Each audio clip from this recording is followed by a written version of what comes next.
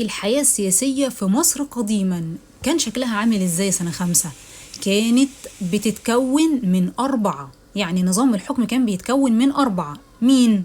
الملك، ده أهم حد في نظام الحكم زمان، بيجي دايما على رأس نظام الحكم، يعني في المقدمة. طيب ايه دور الملك؟ بيدير البلاد، يعني هو اللي مهتم بكل تفاصيل البلاد، هو اللي بيدير كل شؤون البلد، وكمان هو اللي بيختار معاونيه. طيب يعني ايه معاونيه دي؟